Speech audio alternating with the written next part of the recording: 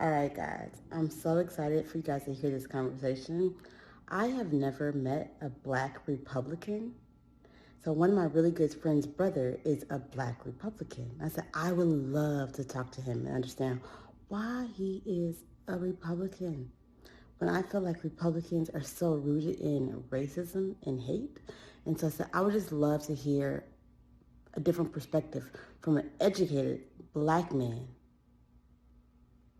Make sure y'all tune in. Elger, you are the first black man I knew who identified as a Republican.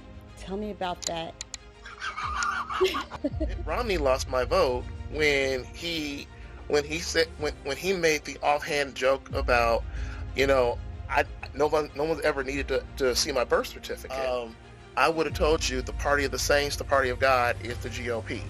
The GOP equals God. That was it right there. Jesus is not a Democrat. He is not a Republican. God is neither.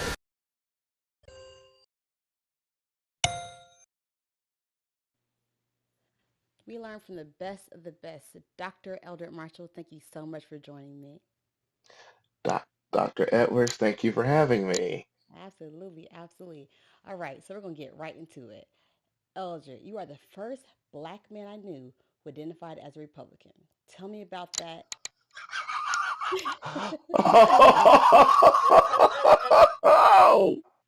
I know, right? And You tell gotta the get out. whole story. You gotta get out more.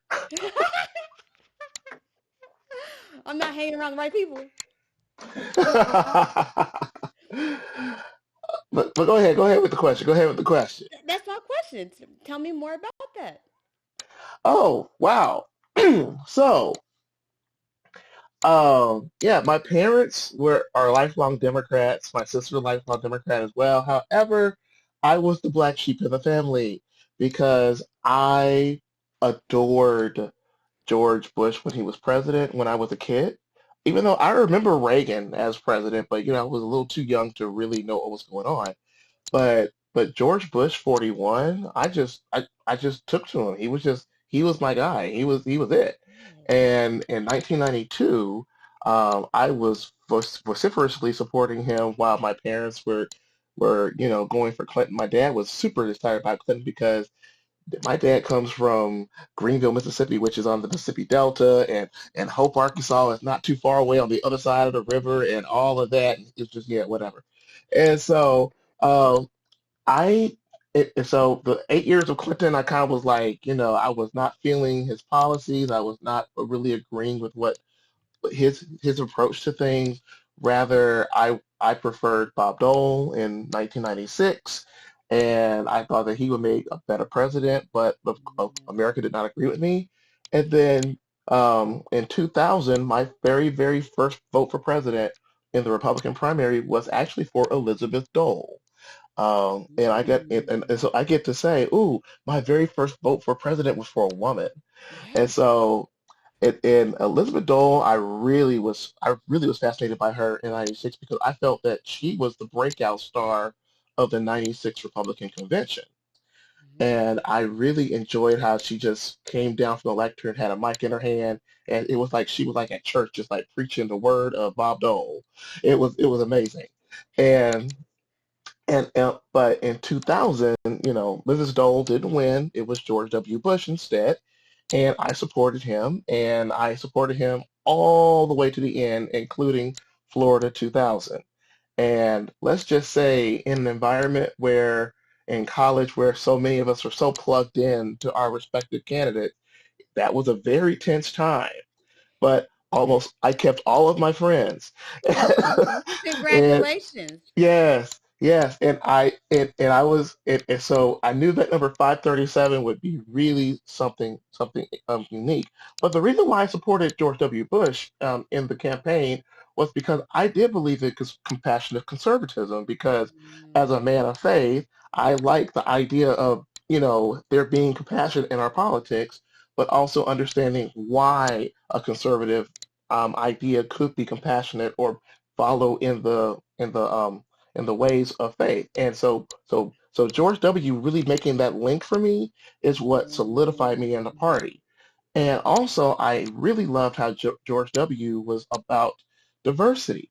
I knew that when voting for him was also meaning that Colin Powell, my childhood idol, was going to be Secretary of State. And I knew Condoleezza Rice, who was my boyhood crush, would be in the White House too. And I was thinking, I am voting to get them in the White House. Yes. I don't care about Al Gore. I want Colin Powell, Condoleezza Rice. I want George W. Bush. and so and so I supported George W. all 8 of those years. Yeah, there were some things that I liked, some things that I didn't. Some things that we've learned since that, well, should have done differently. But he was someone that I felt was really good for the country and really had a heart for the country. I did eventually vote for my first Democrat in Barack Obama in 2008. And it wasn't so much because I didn't like John McCain. I actually was okay with John McCain, even though I was a bigger Bush fan than McCain fan. And most Republicans would, back then we were kind of in those camps, like you're a Bush Republican or a McCain Republican. Shows how quaint it is now. Um, but I knew that Barack Obama was something different and he was someone special. And even though I was a registered Republican, I knew that I wanted to vote for who I felt would be best for the country at that Mm, moment. mm, And so I knew that Obama would be my choice, and I went ahead and okay. voted for him. And but I thought, okay, this is a one and done, Obama first time around, yeah, yeah, yeah, get him in. And then, but by 2012, I'm kind of like, what are the Republicans doing over there? Let me see how I'm going to vote in 2012. And so I was what they call a swing voter. Yeah, I could have voted for Obama, but I could also have voted for a Republican should that Republican not have been, um, have treading the line of racism and kind of stuff like that. Mhm, mhm, And and when they picked Mitt Romney, I was excited because I supported Mitt Romney when he ran for governor in Massachusetts in 2002.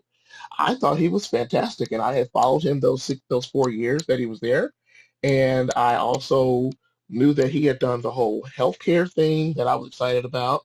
And instead of it being universal healthcare like a single payer system, he came up with a more conservative approach to it that really caught my attention and caught my eye. And I thought that's fantastic. Little did I realize that Barack Obama would take that approach and take it nationwide in the Affordable Care Act. Um, but then, Interesting. So do you think the Fabric Act it has the conservative approach embedded in it? yes.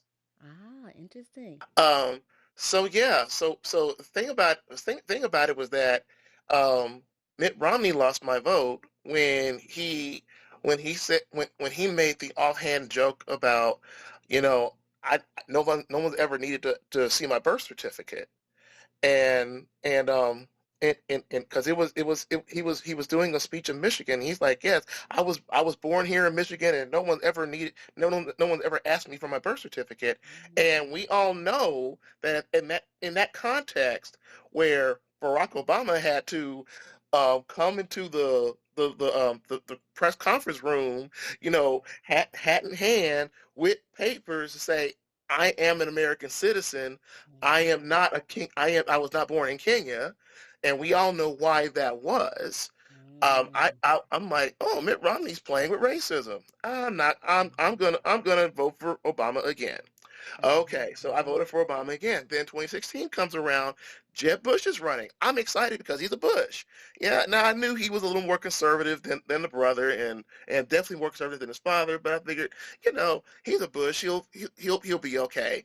Well, Barbara Bush made the offhand joke that America's tired of Bushes, and little did we know that her big mouth would basically put us on the path to where we eventually went. Um, and I knew that Trump was not an option for me at all, because of the birther stuff. But then and when he came down the escalator and then talked about Mexicans being drug dealers and rapists and all that kind of stuff, and maybe they're sending their best people. We don't really know. Kind of casting aspersions on all things, all people, from Yep. other places. I was like, there's absolutely no way that I would support this man. Uh, Mm-hmm. However, I figured there were, good Republicans, and then there's Trump. And I was among the crew that, yes, I voted for Hillary Clinton. I literally held my nose because I had 24 years of animosity built up towards this woman. But I figured Why? Where did animosity come from? What bred it? 1992. I did not like the Clintons. I didn't like Bill, and I did not like Hillary, either one Why? of them. Why you didn't like them? I did not like them because even though I Now was only you know I'm from Arkansas, right? even though I was only 11 years old, my gut told me these people are not honest. These people are not, they are not a good character. They're not a good, they're intelligent, but they will always try to skate the law for personal gain. And so that belief was embedded in me as early as 11 years old. Oh, wow, So wow, wow. when you come 24 years later to 2016, and here it is, you're hearing about the email scandal. You're hearing about Mm-hmm. certain actions she took as Secretary of State that Yep. could have looked Yep. maybe, or the Clinton Foundation or the Clinton Global Initiative, and but it wasn't quite the Carters because it was really more about personal enrichment, or at least that was the claim. It Mm-hmm. took it. I had to work through a whole lot of gunk to finally say, okay, I will vote for Hillary Clinton just because Donald Trump is Bad, um bad, that bad. bad, bad. It was an anti-vote. Like, I'm not voting for you. I'm voting against someone else. Yep. To put my business on the street, yeah, I went ahead and voted for Hillary Clinton on top of the ticket, but then the rest of the ticket was mixed. There were some Democrats, there were some Republicans, that I would support, because I was always looking at the individual. And but it wouldn't be until 2020, after everything, that would be the first time I ever voted straight ticket down, all the way down. Oh, wow. And I felt so sad. I felt like a part of me was like, what did I just do? And so I had to call my parents and be like, Mom, you're not going to believe this. I actually voted straight ticket Democrat for the first time in my life. Uh, and and they were like, well, we knew this was going to happen one day, son. Eventually, we were waiting for you to come over. You were in the dark side for a while. Yeah. But but I don't identify as a Dem because I still harbor those conservative values that I grew up with, that I still believe in. Like What are the conservative values that you feel like you harbor? for example, um, I I believe in a strong, robust defense.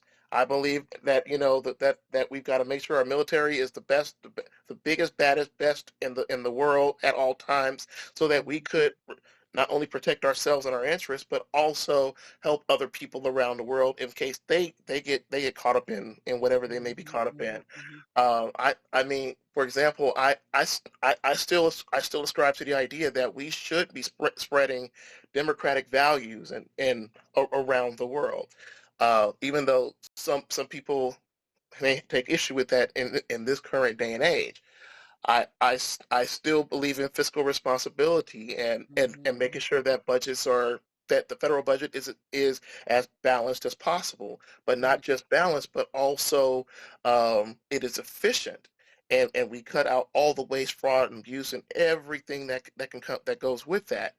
So I you think that's a also conservative view, or is this? Because believing in a balanced budget doesn't feel like a conservative viewpoint. but in the context of which I grew up, it is. Because see, back in the '90s, see, this is where Bill Clinton, one of the last things Ronald Reagan said, while he was still lucid, was that Bill Clinton is stealing our ideas. Because see, the Democrats opposed balanced budget amendments, and the idea of balanced budget, because they felt that those were just cuts of social services, and that was the prevalent idea in the '80s and the '90s. And Bill Clinton's in 1995 stood up and said the era of big government is over, and decided to work with Newt Gingrich to come up with balanced budgets, and then came up with this big surplus and everything.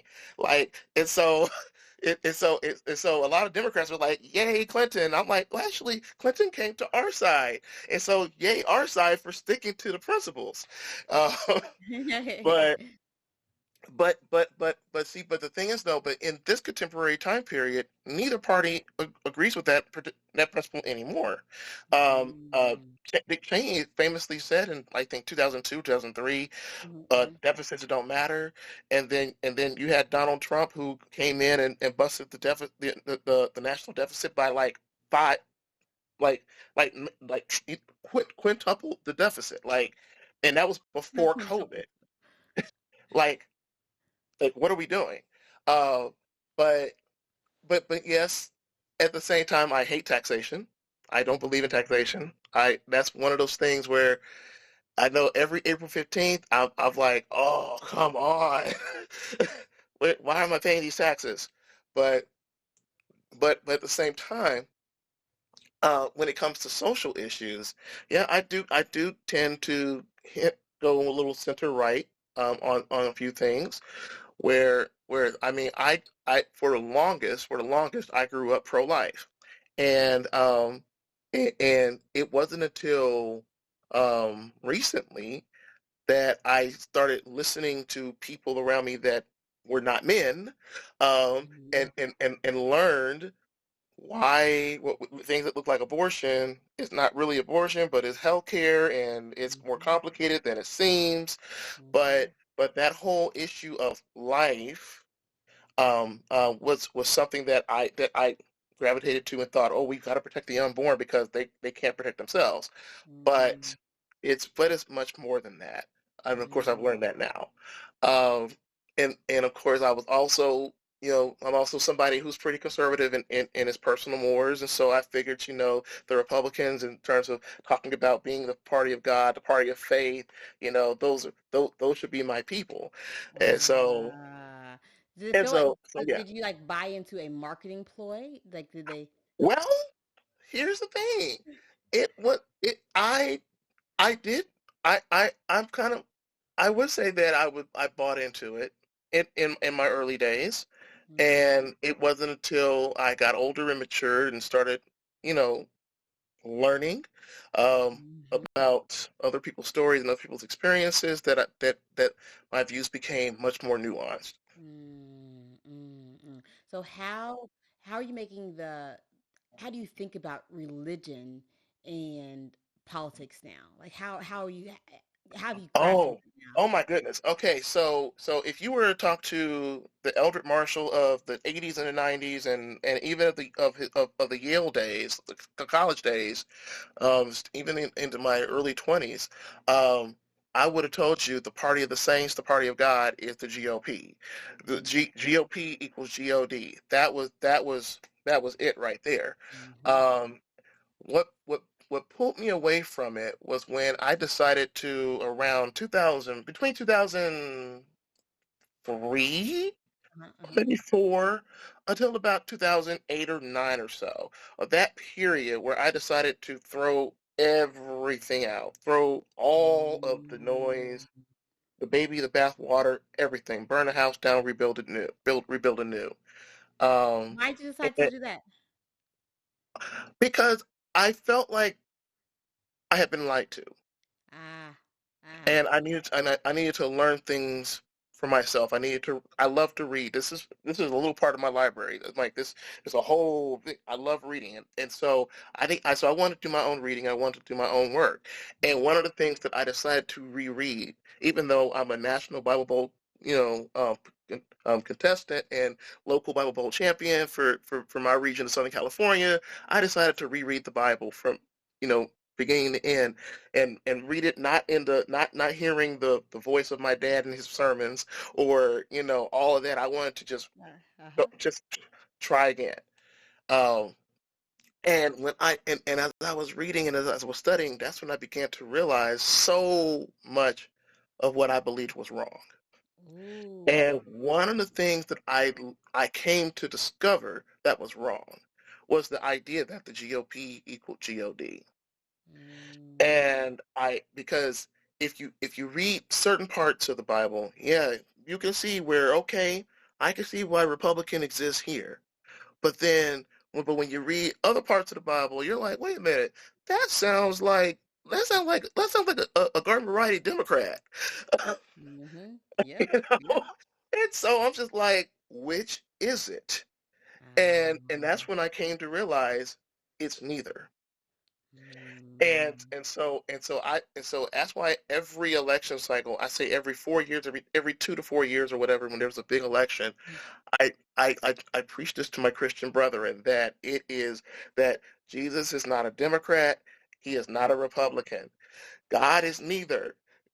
like you have you cannot mix God and mammon and Mhm. expect to come up with Mhm. something holy.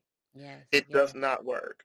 Um, it's because, I mean, for example, I have people in my church, even though I go to a majority black church, I have folks in my church who um who are for Trump, and they believe that, that's because, Trump is going to help it make it easier for us to preach the word of God in the public square, or yeah, he got rid of abortion because abortion is a sin, and so therefore, he's helping to he's defending the faith for us. And I'm like, well, you do realize that if you read the word, you discover that human government, even though God ordained human government, we are Satan is in everything. So Mhm. this is his little time frame in this moment. Mhm. We're waiting for Jesus to crack the sky to, to take us up and to start all afresh. I mean, we're waiting for the second coming of Jesus. You cannot create the second coming of Jesus through politics. And Mm. Mm. and on top of that, it's like, um but what God does tell us to do in this moment that we're not doing is how do we treat the least of these? And that's when Mm. I look at Trump and I'm like, well, you're talking about immigrants as now, and now you're talking about how they're eating cats and dogs, and how they're, how they're drug dealers and bringing fentanyl and all this other crazy. And I'm just like, brother, that's not that's no, Mm. Jesus is nowhere in that. Mm. Jesus is Mm. nowhere in. I mean, Jesus, in fact, Jesus, I would even postulate that Jesus was not even in the overturning of Roe v. Wade. Now, that's something I wouldn't have said 20 years ago, but now looking at Mm. it, I'm like, wait a minute. When we took out Roe v. Wade, those of us who are not medical professionals, we get to learn, gee, there are women dying because it doesn't exist. Jesus would not want the woman to die in a parking lot. He would want her to live. Mhm. How can she Mhm. live? Well, if we listen to the people who have those MDs telling us we need this law in order to provide proper OBGYN care, Mhm. then I think we should go ahead and put that law in place to provide the proper care so that a woman can live and the baby can live too. And on top of that, nobody on the Trump side or even in Project 2025, which I've skimmed, are talking about how we could, help women who are poor. If they have children, how can society help them with diapers or food or Mhm. shelter Mhm. or whatever? It's like, what are we doing? We're and so that's when I began to question a lot of this idea that, GOP equal God. And then Mm. the last thing that really just broke it open, just busted it open, was that, and my parents, my dad, I love my dad. He and I used to argue like cats and dogs about this, about the idea that America's a Christian nation. Mhm. I believed back in the day that, yes, America's a Christian nation founded on Christian principles, and we've got to, make sure that we defend the the the the sanctity of Christ, as it was founded. And my dad, who has actually now written a book about this, by the way, uh, it's basically like, no, son, that is not how any of this works. Excuse me. Um, he's like, he's like, first of all, son, let me help you out. If you if this were a Christian nation, then why was there chattel slavery in the outset, in the Mhm. beginning? Why was it Mhm. written into the Constitution? Mm. You can't tell me the Constitution has has any kind of biblical influence with Yep. that. Yep. And and and I was like, well, what the Declaration of Independence has Bible scriptures in it, and it sounds biblical. He's like, well, Thomas Jefferson's well read, son, but have you actually read the Jefferson Bible? Here, let me show you what it is. And that's when we learn that Jefferson takes out all of the miracles of Jesus and takes out the resurrection and the death and resurrection of Jesus. And I'm like, well, Dad, if he did that, he can't be Christian. He's like, no, son, he wasn't. And I'm like, oh, so deism wasn't Christianity? He's like, no, it wasn't. And I'm just like, oh. And so eventually I began to look at American history and look at American politics, rereading it from not the stuff that I learned in public school, but rereading it in a more scholarly context, and discovered, wow, we really are a Christian nation. So And how did that feel once you what you believe since you were a child, and your dad was trying to convince you that you was wrong? Once you realized that he was right, how'd that feel? well, when you get to a certain age, you realize your parents are smarter than you think. So it just kind of, kind of, it felt organic, if that's the Mm. right word. Because when you're a teenager, even in your 20s, you think you know it all. Nobody can tell you anything, Yep. and so. But when you get mature and you listen to your parents again and respect their wisdom and their Yes. insight and you actually do your homework like they tell you to, Yes. then you're like, okay, I can see what's up. Um, and and one thing that my mom was trying to explain to me about how America's not a Christian nation, she would take me right to the Bible where it says talks about the year of Jubilee, Hmm. and and how in the year of Jubilee is where that seventh year where all of your debts are forgiven, and and she's like, well, son, where in America do we forgive debts? I was like, oh, so. And in fact, one of the reasons why, and this is just my own personal theory, I have no evidence for this, but my own personal theory, one of the reasons why Joe Biden had so many problems in towards the end was with the powers that be in this country was because he fought so hard to forgive, like with a magic wand, student loans. And by forgiving Mhm. those student loans, he was affecting the financial structures Mhm. by which Mhm. so many industries were depending, and or not rather the industries but the owners of those industries. They're like, no, we make profit off of these loans. Why are Yep. you going to just forgive these loans like that? No, we don't Like, we how don't dare want Trump. you? We don't want Trump, but we don't want you. So you go, he go. Let's see if we can get another Democrat who's not going to do this same thing of forgiving billions of loans at one time. And so, but that's just my own personal theory. There's no evidence, and I'm sure, you know, 40, 50 years from now, some scholar will find this podcast, take this theory, run with it, and maybe extrapolate and come and try to find proof or whatever. But I mean, honestly, that was probably um, as much as Israel Palestine is an Achilles heel of his. Student loan forgiveness was another one, but not for the Mm. reasons that I believe we are being told in at least the mainstream media. But but again, that's just me. That's just your Um, theory. yeah. All right, we're gonna pause for meditation. Okay. Now we will pause for a moment of meditation with Dr. Crystal Jones.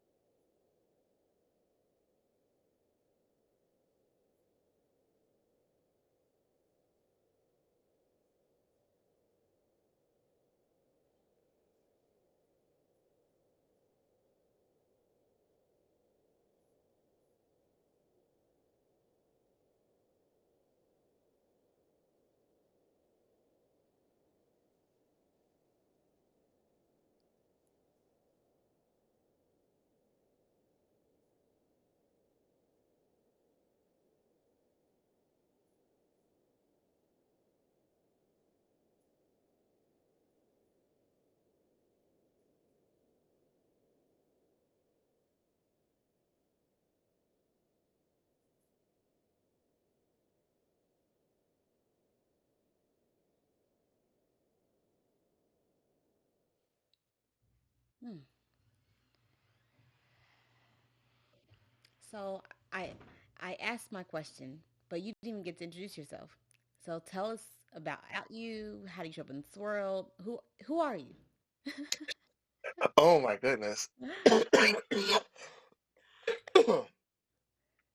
So, so hello, I'm Eldred Marshall. I am a concert pianist and conductor uh, of classical music, and I at the same time have a very strong political background where I studied political science at Yale University, graduated with honors, and I worked campaigns and for elected officials, believe it or not, on both sides of the aisle. So I got to strategize with some of the best in California, and but I switched from politics to music full time in the year 2009 when I decided to get my master's in music at Southern Methodist University in Dallas, Texas, and then and basically went from SMU to University of North Texas, where I got my doctorate in music and piano and then orchestral conducting. Awesome. Wonderful. What impact on the world do you want to have? Impact on the world. Oh, so I want to leave this world better for how I found it, and I also want to be. I also want to be a servant, just to serve my fellow man in all that I do in terms of music, or if it's to help them figure out what how political systems work or whatever, just to be a resource to whoever needs it. Yeah, I have to say, saying that your desire is to be a servant, that for a piece of your line that you identify with the Republican Party just don't seem aligned. Um, Oh, come on, come on. There are good Republicans out there. There are good ones. There are good ones. Uh, but I mean, what I want to do, what I'm hoping, what I'm really hoping is that um, if Trump loses, and that is a big if, I'm not gonna lie. Uh, if he loses, I hope he loses big, and it will be big enough to where people like me can come back to the party and fight to rebuild it from the ashes and mhm. make it a much better, more inclusive, more open-minded party. Something that's not so racist, Yeah. nativist, and xenophobic, and and and and into Christian Yes, nationalism. We yes, cannot yes, have that. yes. You said something there that really stuck out with me because the party has become so racist and xenophobic. It's pushing everyone away. But Yes. I think what you're saying is like, but it can be rebuilt. That there are still values there. We can take away the stuff that's garbage and actually rebuild it to be a different voice in the way that we need. And so that's a really interesting perspective of I think what happens is the racism leads and so people are like, I can't because the racism piece and they are unwilling or unable or just because that ranks so high to look past it to anything else. Hmm. Yeah, I agree with that, and I really think that, for example, if you look at Michael Steele, who is the former RNC chair, Mm-hmm. he I think he's one of those Republicans who's leading the charge in terms of being ready to come back in to rescue rescue the good values while clearing out the bad ones to help rebuild the Mm-hmm. party. Another example of that would be Anna Navarro. A lot of people forget she's a Republican. She even though she's voted for all three elections against Trump, uh, she she she knows that yes, we there are the traditional fight against communism, against autocracy, the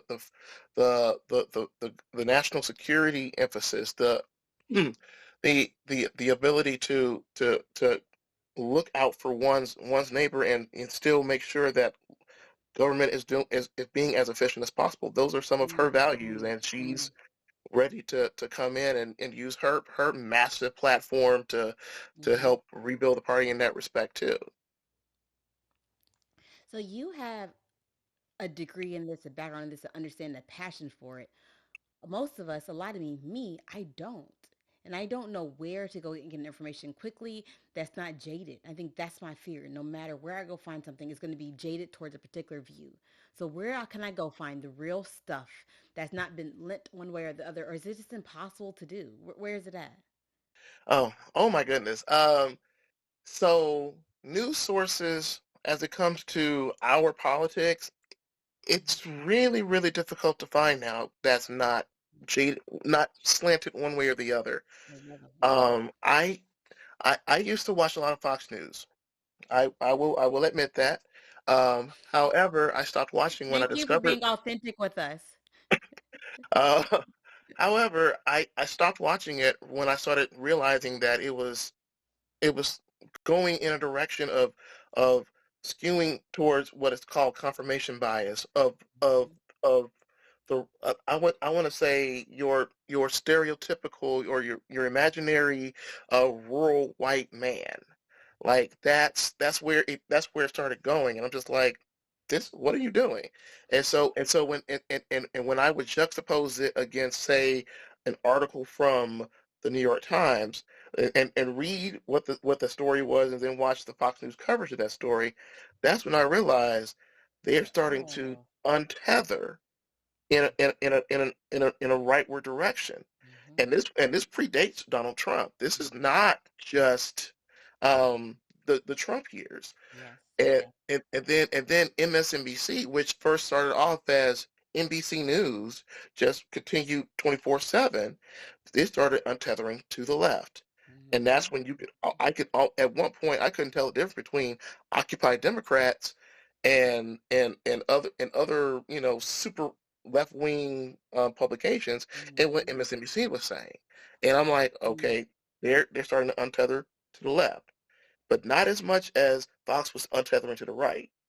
Then Hmm. CNN, I've never liked CNN because CNN has always just been about the salacious. Like, ooh, what scandal can we talk about today? This is the new scandal. Ooh, look. And they're just projecting, cynicism into the body stream, regardless of whoever's in charge. And I'm just like, okay, I can't watch them either. So instead, if I were to watch anything on a television screen, which I rarely do anymore, but Okay. if I had to, the one source of unbalanced, I mean, sorry, one source of balanced, fair, straight down the middle, here are the facts, wham bam, thank you ma'am, is PBS. Hmm. That's it. Watch the news hour. If you watch the news hour, that's all you need. You don't need, in fact, you don't even need to watch this stuff 24/7. There's no need for 24/7 news. Just watch it for that 1 hour. You'll get a good sense of what's going on domestically, what's going on internationally. You'll get fair and balanced, rational discussion from experts, Hmm. not political strategists or wannabe strategists and whatever, or whoever claimed that they did whatever. No, just ex, uh, academic experts to tell you one thing or another, and then you're good to go, on with your life. And but if like me, I'm a reader. So what I like to do is I like to read from different sources. Yes, I still read the New York Times because it's still one of the best papers to read. But but if I feel like there's something that I need to get a little slightly different perspective on that's on the political, I would look at Politico, which is an outgrowth of the Washington Post. Um, those A lot of Post reporters left the Post and started that kind of it was a blog, but now it's a Hmm. full on digital journalism site, and so I use it to kind of get a little bit of extra insight into a particular story, and it Hmm. also has its international arm for the European Union, if I want to get into European news. But honestly, those sites can fail me too.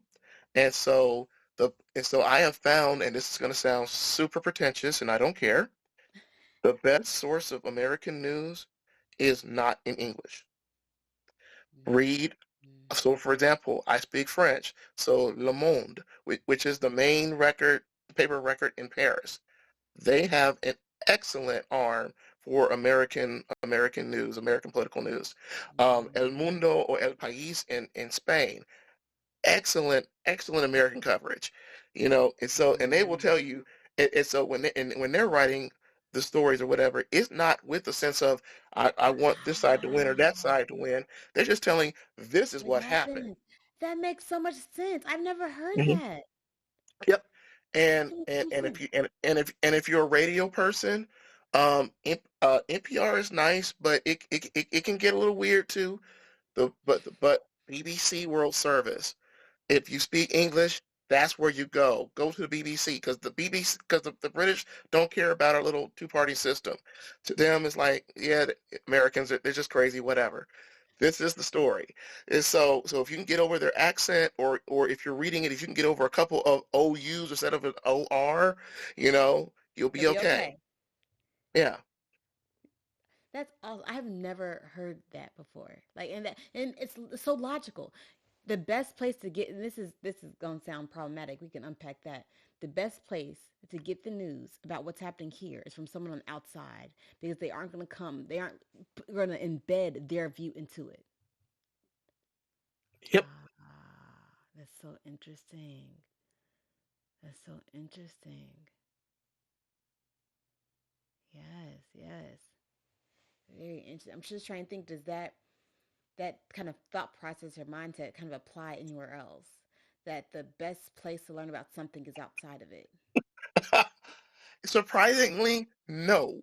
Um, we are our country is unique in this respect. Mm, Because if you because see, our news media is so insular where we only basically mm, report what goes on here, and maybe if mm, there's a rocket strike in Israel, we'll hear about it because as one of my Spanish world history professors told me in Spain, because I studied there for a while, she told me in Spanish when I was taking world history exams, and the one thing I did well on in the oral, it was like we had to speak the history. She said the only thing I did well on was the Israel part. She's like, that's because that's America. So so she dismissed that whole part of the exam because I was an American. I happened to know about Israel, but I couldn't quite articulate the inner workings of the EU in Spanish. But I could talk about Israel. She's like, yeah, that's because you're American. And I'm like, but that's because she knew that American media is really just focused on a few themes that only relate to here, mm, and we don't, and the mm, rest of the world does not really exist to us. Oh gosh, that's so problematic. Oh my Hmm. gosh, so problematic. Huh. So back to kind of the elections, getting information about candidates, and kind of you might understand their beliefs and their policies because you might know what they are. I'm curious of where I go to Ballotpedia to try to understand what each candidate Ballot is saying. I'm curious if that's Ballotpedia a is good place to good. go or a bad place to go. Okay, Yeah, okay. Ballotpedia has been good. It's been good. Another good source for good candidate information, regardless of whether it's presidential or local or governor or whatever. Mm-hmm. Um, it is League of Women Voters. Legal They what? League of Women Voters. Oh, League of Women Voters. I've never heard of Yes, that. they that organization does God's work when it comes to our elections. Mm, They will, if it's a ballot measure, if it's a person or whatever, they will go find the information, the credible information about what they stand for or what policy positions they've taken, or oh, or interesting. whatever, and they will fill it in.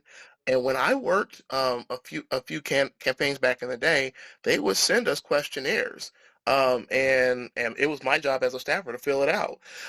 Where do you stand on this or where do you stand on that, and da da da da, and we would fill it out. And of course, and what we fill out, we send it in. And but they would not post what I wrote verbatim. They instead did some extra Mm, work of reading what was on our website and reading what mm, or what my candidate may have said in the media, like to a news reporter, and that would be overlaid to whatever I wrote, and then that would be mm. checked and verified. And what you got online was amazing. Uh, Not interesting. so so yeah, so you can do that, and be okay. Yeah. I'm gonna. I have a question for you. So Hmm. my husband had an interesting idea. He said, I feel like the top 2% of people's into if we however we measure them, the top 2% performers of any community, those are the people who should be in politics. They should they have the mindset for it. They should be in politics. So under that theory, would you ever see yourself being in politics? No. Okay. And do you Um, agree with his theory? I don't agree with his theory, and no, and I wouldn't be in politics. Okay. So let me break it down. So one of the problems with our politics is that almost everybody is cut from the same cloth. We all come in with political science degrees, law degrees, or some sort of graduate degree of like maybe, medical school or whatever. Mm-hmm. Basically all cut from the same, that's the same cloth of student from the classroom. Yep. And Yep. then and then on top of that, we all come in with this sense of, okay, I we we want to, do well for our constituents, but at the same time, we're susceptible to these lobbyists who are feeding our egos every other minute, making us feel Mm-hmm. more important than we are, and that kind of power gets to your head, and that's because this same sect of students who are your straight A students from day one have always been wanting to get that ego fed, and so Mm-hmm. so as a result, I actually believe that our body politic would be better if we got people who didn't have college degrees, or if we got folks who Mm-hmm. didn't necessarily finish high school, or did or maybe they did go to college, but they graduated thank you Lottie instead of summa cum. Uh, Mm-hmm. and they come from different economic strata, because that's another thing. A lot of the people that serve right now, all of them in their personal lives are making a minimum of six figures, because who has the ability to go to all these community events or these service Mm-hmm. organizations in the middle of a workday? If you're not retired, you have to have a job that, one, pays you enough. I mean, thinks that you're important enough to take time off, because you won't take time off, and Mm-hmm. then you got to be able to, or if you take time off, that unpaid time off, you've already saved enough money to where you can use your own money to fund your candidacy. And if you're working, a regular 9 to 5, making $50,000 a year, that's not you. If you didn't graduate from high school, that's definitely not you. Mm-hmm. Mm-hmm. So so as a result, no, we're not served by having everybody come from the same strata of education, social economic status, and Mm-hmm. all of that. And I mean, and even look at our Supreme Court. I mean, this is the absolute worst Supreme Court we've ever come up with. But notice how 6 of the 9 justices went to Harvard, have Harvard degrees.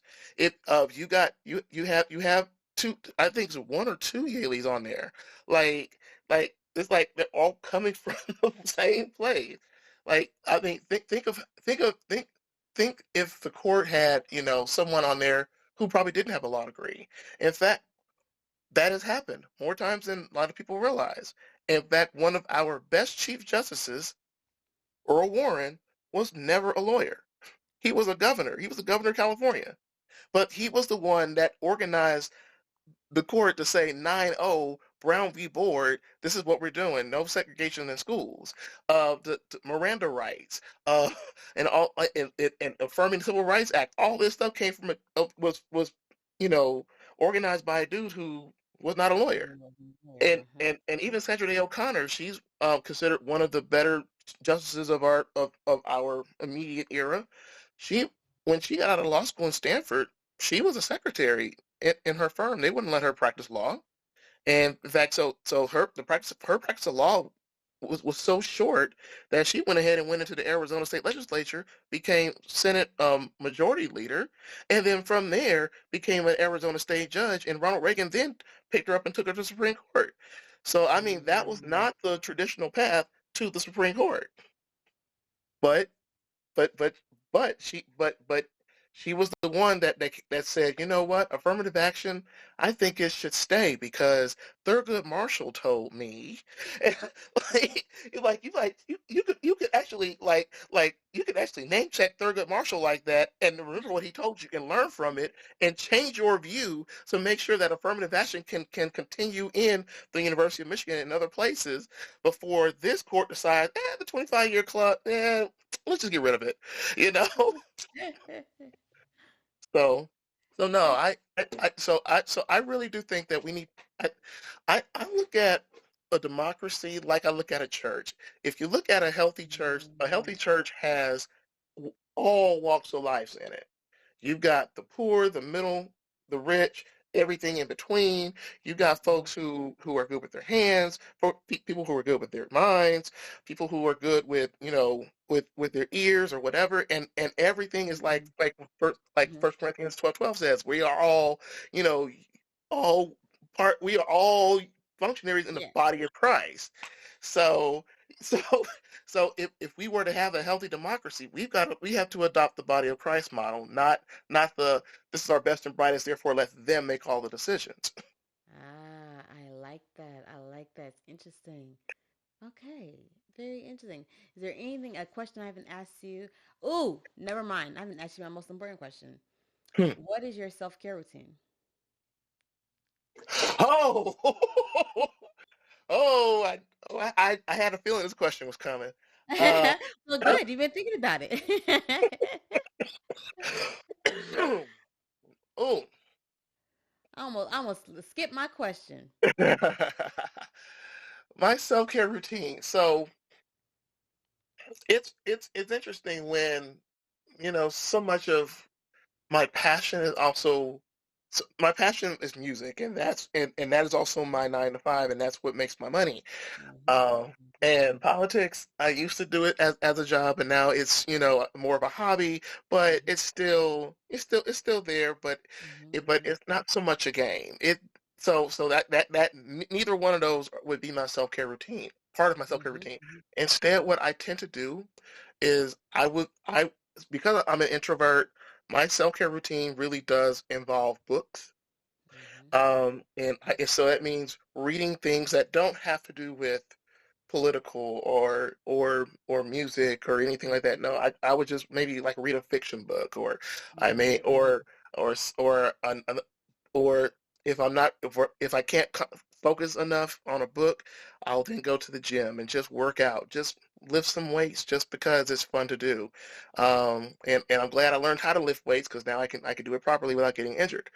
Um, and then another thing that I tend to do, um, I also love to travel, and so um, so because I can't just get into a plane and just hop over to another place without causing too much damage to my business, what I may do is I may just get in my car and drive around. And just go explore and just go into, for example, here in Texas, one of my happy places is the Texas Hill Country, Mm-hmm. which is outside of Austin, and it's about 2 hours or so away from where I live here in Dallas.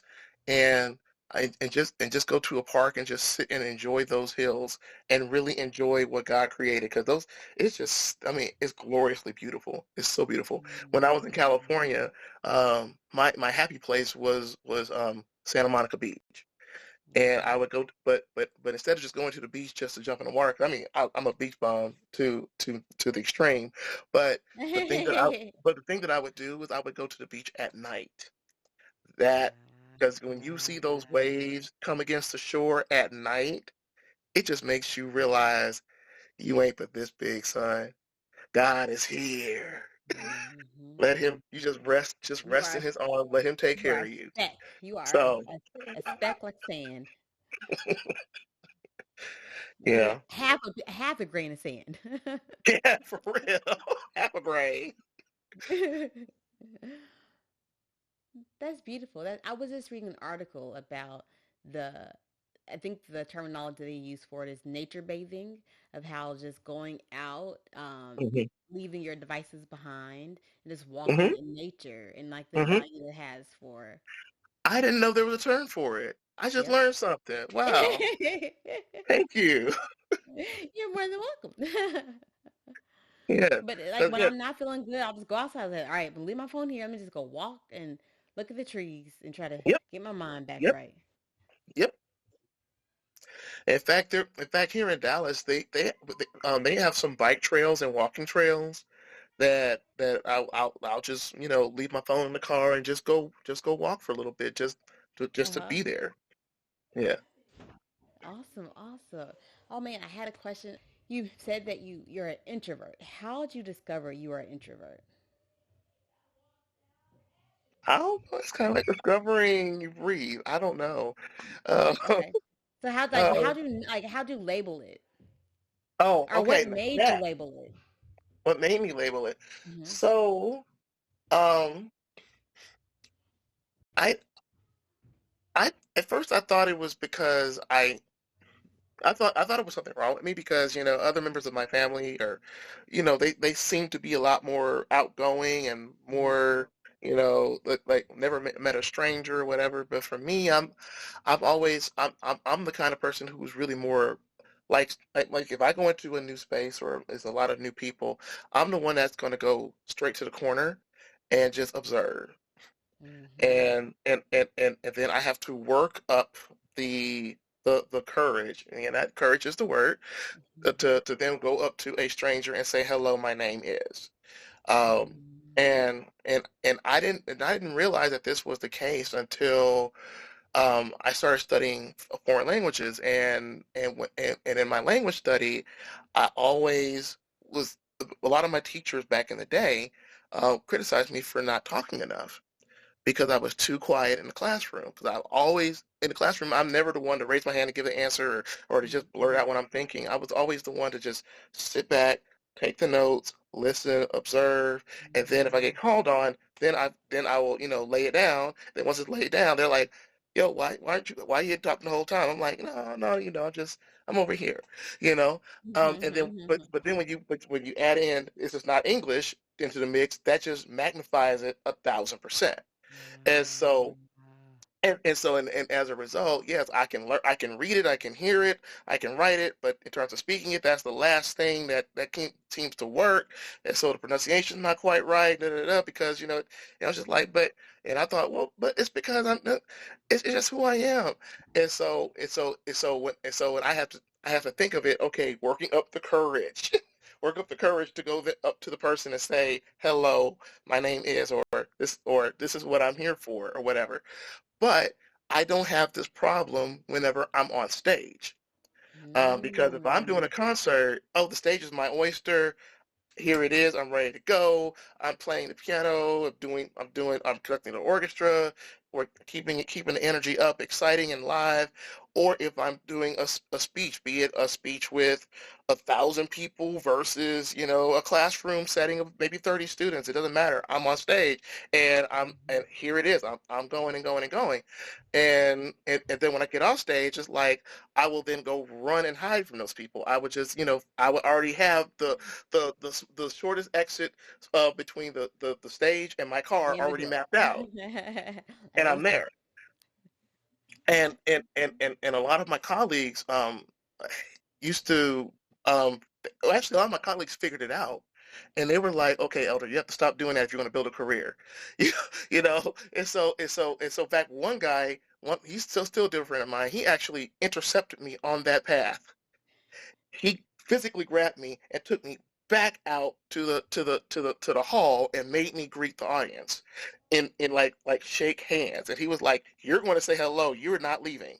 And I'm like, "Ah." And I'm like, "But that." He's like, "But that's my thing." He's like, "Yeah, you're an introvert. We know."